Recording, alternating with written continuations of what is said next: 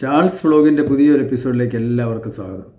9ാം ക്ലാസ്സിലെ സ്കൗട്ട് ക്യാമ്പിനെക്കുറിച്ച് അല്ലെങ്കിൽ ആ കാലത്തെ യാത്രയെക്കുറിച്ച് പറയാമെന്നാണ് കഴിഞ്ഞ എപ്പിസോഡിൽ പറഞ്ഞത്. ഇന്ന് അല്പം വെളിച്ചക്കുറവും റെക്കോർഡിങ്ങിനൊരു അസൗകര്യമുള്ള സ്ഥലത്താണ് ഞാൻ ഞാൻ പറഞ്ഞല്ലോ, കാര്യങ്ങൾ പറഞ്ഞു വരുമ്പോഴേ നമുക്ക് ഇപ്പോഴത്തെ യാത്രകളെക്കുറിച്ചൊക്കെ പറയാൻ പറ്റുള്ളൂ. ഞാൻ വീണ്ടും ഓരോ യാത്രകളിലായിരുന്നു.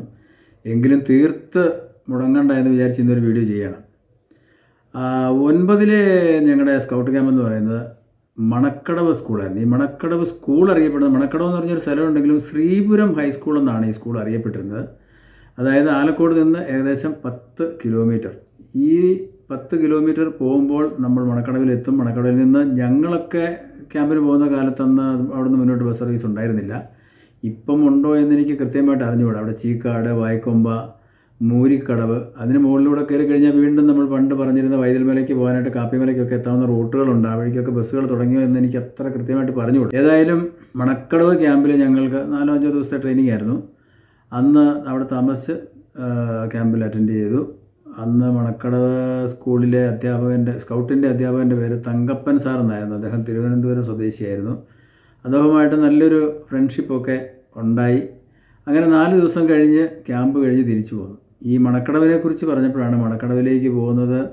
നമ്മൾ ആലക്കോട് നിന്ന് കാർത്തികാപുരത്ത് നിന്ന് മണക്കടവ്. ഈ മണക്കടവിലെത്തി അല്ലെങ്കിൽ മുന്നോട്ട് പോയി കഴിഞ്ഞാൽ അവിടുന്ന് മുന്നോട്ട് പിന്നെ അധികം വഴികളില്ല. കർണാടക ഫോറസ്റ്റാണ്. കേരളം തീരുന്ന ഭാഗത്തുനിന്ന് കർണാടക ഫോറസ്റ്റാണ്. അവിടുന്ന് മുന്നോട്ട് നമുക്ക് കർണാടകത്തിലേക്ക് യാത്ര ചെയ്യാനുള്ള സൗകര്യമില്ലാത്ത ഒരു സ്ഥലമാണ് ഈ മണക്കടവ് റൂട്ട്. മണക്കടവ് വരെ ധാരാളം ബസ്സുണ്ട്. ഞാനൊക്കെ സ്കൂളിൽ പോകുന്ന കാലത്തും ധാരാളം ബസ്സുകളുണ്ടായിരുന്നു. കണ്ണൂർ മണക്കടവ്, തളിപ്പറമ്പ് മണക്കടവ്.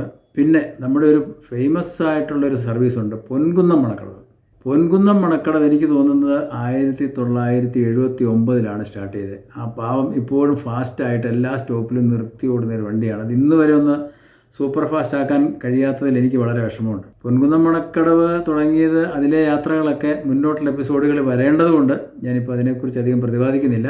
എങ്കിലും മണക്കടവ് എന്ന് നമ്മുടെ കേരളത്തിലുള്ള പലരും കാണാൻ സാധ്യതയുണ്ട്. കോഴിക്കോട് ബസ് സ്റ്റാൻഡിൽ, തൃശ്ശൂർ, തലശ്ശേരിയിൽ, അല്ലെങ്കിൽ അങ്കമാലി, പാല, ഇങ്ങനെയുള്ള സ്ഥലങ്ങളിലൊക്കെ നിൽക്കുമ്പോൾ ഒരു മണക്കടവ് ഫാസ്റ്റ് കടന്നു പോകുന്നത് കാണാം. അതിന്നും പാവമായിട്ട് ഫാസ്റ്റ് പാസഞ്ചറായിട്ട് തന്നെ ഓടുകയാണ്.